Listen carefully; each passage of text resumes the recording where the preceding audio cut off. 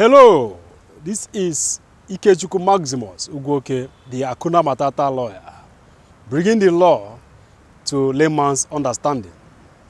Today, we shall be looking at a very important and controversial topic, which is issue of marriage promise and breach of promise to marry. Just recently, in Kano State, we heard about the news of a Chinese man that allegedly killed a 23-year-old Nigerian girl who promised to marry him, and after he has spent 88 million naira on her, the lady refused to marry him, and that led to his alleged killing of the lady in question. The question is, are there legal liabilities that attach to a situation where two people are in a relationship, promising each other marriage, and one, on the long run, backslides? John is in love with Janet. They promised to marry each other, and possibly John met Jane and changed his mind. Does Janet have a legal action against John? As I speak to you now, someone somewhere is suffering heartbreak because someone who promised to marry him or her has breached that promise. What does the law say? That is what we are going to discuss right now on this program, the Hakuna Matata Lawyer.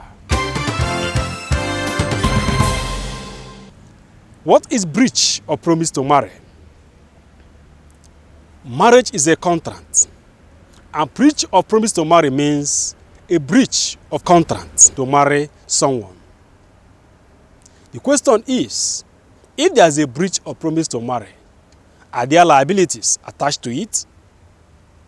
We are familiar with what happens during relationship, a situation where a man trains a woman in the school. At the end of the day, maybe they have understanding they are going to marry, and the woman did not marry the man at the end of the day. Is there anything the man can do? Or a woman has invested in a man, tried all her possible best to bring the man up and to invest in the man, and all of a sudden the man disappointed her.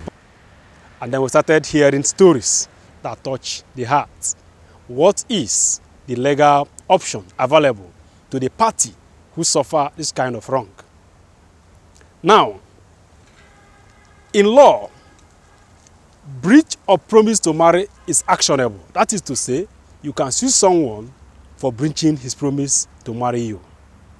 In the southern part of Nigeria, for instance, it is not a crime, but it is a civil wrong. But in the northern part of Nigeria, under their penal code, if a man cohabits with a woman and they promise to marry with a promise to marry the woman, he cohabits with the woman, or continue to have sex with the woman with promise that they are going to marry, and eventually he breaches that promise, is a crime, and they can be prosecuted and be sentenced to prison. But that is in the north. But over here in the south, we see it as a civil wrong. The remedy available to the victim, in this case, the person who suffered that wrong, the person who suffers the breach of that promise, whether a man or a woman, is to sue for what we call breach of promise to marry.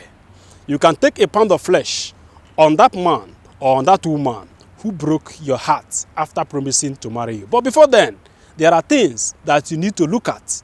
There are ingredients that the law will be looking at before the law can say that you have a remedy. What are these things? First, there must be an intention between two of you that you are going to get married. So when you have a casual relationship with somebody, or a convivial relationship, or a relationship that is built with fantasies and romantic relationship that you people never intended marriage, if the other party walks away, you cannot sue him for breach of promise to marry. There must be an intention between the both of you that marriage is the intention in this contract that you have entered into. That is number one. Number two, there must be capacity between the two parties that they can enter into a marriage. Remember that for you to enter into contracts, you must have attained the age of consent. So also in marriage. Therefore, if you promise someone marriage without having the capacity to carry out marriage. For instance, the person is the person of an unsound mind, he lacks capacity in law, or the person is an infant, do you understand, that lacks the capacity to contract marriage in law. If the person breaches the promise, you cannot sue him because he lacks that legal capacity.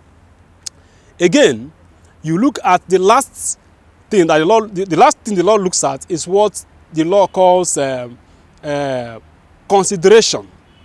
You know, just like I say that marriage is a contract, for there to be a valid contract in law, there must be offer, there must be acceptance, and there must be consideration. Consideration means that forbearance, that thing, that sacrifice, that thing, that price you paid for entering into that contract. In this case, when you talk about marriage promise, if you promise somebody marriage and the person has paid the price for your promise, for instance, the person has given up marrying other people just because of your promise, or a man has spent a fortune on you, training you because you promised to marry him, and all of a sudden you disappoint him, that price the person has paid, or that forbearance, that sacrifice the person has borne because of this promise, is what we call the consideration. So there must be consideration before you can go to court.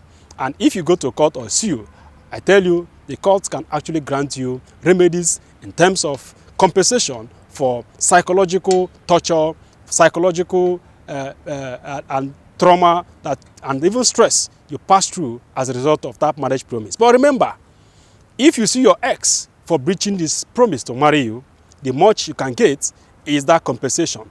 On no account will the law compel your ex to marry you. Therefore, specific performance cannot be granted by the court. In other words, the court cannot compel the man or the woman who has broken that promise to marry you because marriage is not by force.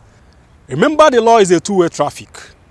I have told you that you have the right to sue when someone breaches the promise to marry you. But remember, the person you're suing, the partner you're suing, also has the right to defend himself. In our next video, we'll be looking at the possible defenses that will be available to your partner, to the person who is sued for breach of promise to marry. What are the legal defenses? What are the things that the person can say or the person can prove in court for the person to go scot-free? Watch our next video for this and more. Thank you so much. I remain Ikechukwu Maximus Ugwoke, the Hakuna Matata lawyer, bringing the law to layman's understanding. Follow us, share, like, and comment. No worries.